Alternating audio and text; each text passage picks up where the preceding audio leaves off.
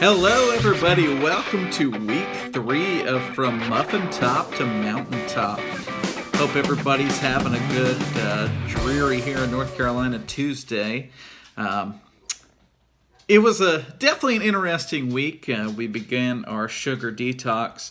We had a couple of opportunities to go to a few places this week, and therefore I failed to make a couple good choices here and there. We kind of had a spur of the moment opportunity to go to a concert I really wanted to go to. Thankfully we got to go free of charge. But it's kind of spur of the moment and didn't really have anything for dinner. We ended up stopping at Sonic. I had a grilled chicken wrap. Not terrible, but not the best thing. I was trying to avoid the flours in the tortilla. Then on Sunday, we went to the zoo as kind of a last hurrah before go back to work.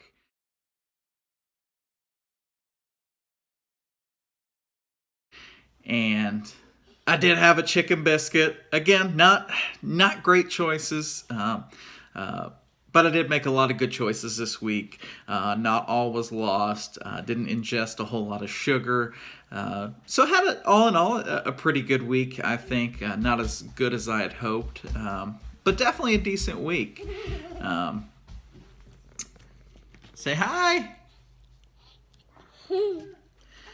But I did learn a few things. Definitely need to take time to either prepare a meal to take with me before I go. Mark Hyman likes to call it an emergency kit, with just a few food and snacks that you know are healthy and know are good that you can take with you. But again, like I said, all in all, not a terrible week. Didn't really ingest a whole bunch of sugar, but not a terrible week. But I wanted to take a minute and just share a little bit about my health journey and particularly my thyroid journey.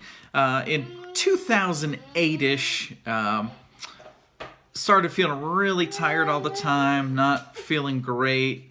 Lost some weight unexpectedly. Went to the doctor and found out I had Graves' disease, a disease in the thyroid. It had a growth on it. They did a whole bunch of tests to figure out what was wrong, whether or not it was cancer. My mom had thyroid cancer not too many years before that, so they wanted to check that. Thank God it was not cancer.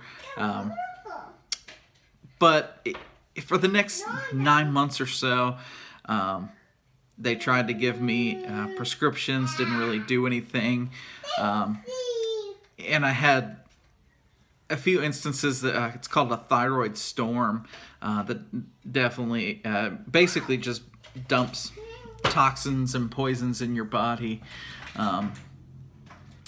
And basically zaps all the potassium out of your body, and you can't move. You can't move your legs at all. They call it periodic paralysis, and it's very humbling to say the least. There was times I could not get out of the shower. I was stuck in the bathtub and had to yell for my parents to get my big old naked booty out the tub back to bed. There was times I had to have my mother bring me a Gatorade bottle to go pee in because I couldn't get out of bed because my legs wouldn't work. So it was a long journey. Really felt like the doctor I was going to then wasn't really doing much of anything. So I switched doctors, and it's actually the doctor I still see 12 years later to this day. Within a week, he had me on the operating table and had my thyroid taken out. One of the risks when you have surgery like that, forgive the background noise, we're having a toy party.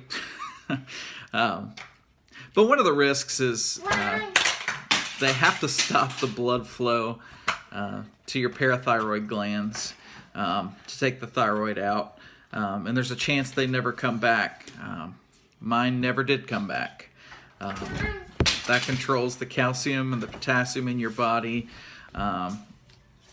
Therefore, if you ever ride with me or see me, pretty much I try to keep a bottle of calcium with me or in my car or in my bag at all times. Unless you've ever experienced low calcium, it's so hard to describe, but it's not a great feeling. I actually had the thyroid surgery. Very next day went home, and the very next day after that went back in the hospital for a week because of the calcium. After the surgery, so they had to regulate my thyroid hormone through a prescription. For a week or so while they got the calcium figured out, I didn't take anything. And then it took a good 3 months, a lot of blood tests to get things regulated. Again, I ended up gaining 80 pounds in 3 months. I was about 200-ish at the time of surgery, bumped up to 280 then, gained some weight here and there. I like to call it my freshman 50, dad style. First year, you have a little one, and that week you come home from the hospital, people just bring you, oh man, I had so much pizza and fried chicken, and this one sweet lady made us this some chicken and gravy and chipped beef. Oh, I tore it up. It was delicious. But then you're essentially just nursing a baby and hanging out at home and not doing a whole lot of physical activity and eating. And that's what I did. Eventually at my heaviest was at 350. Again, we started this journey at 329. But none of that's an excuse. There are reasons why I gained some weight, and there's reasons I kept it on. And that's on me, and I'm definitely like to be accountable for my eating habits. It's nobody's fault. Yeah, I hate to hear people blame, oh, McDonald's made me fat or Coke made me fat. No, it's my own choices, and it's my own choices that I've kept it on. And this is my own choice to start this and lose the weight. Again, so pardon all my muttering about that, but just felt like it was important to share that story with everyone. So, the big news, how did I perform this week? Drum roll. We ended up at 320.6 pounds. So down 2.7 pounds. Not great, not what I wanted, but definitely know the choices I made definitely affected it. But definitely off to a good start, down 8.4 pounds. Here we are on week 3, down 8.4 pounds. So I'll take it. It's moving in the right direction. I know the choices that I need to make. Know the things I need to do, especially when I'm going out. Definitely need to know the things that I need to change. But thanks so much for tuning in. Hope everybody has a great rest of your week, and hope some of you will join us in Acadia next year as we make it to the mountaintop. Have a great week, everyone. Thanks for watching.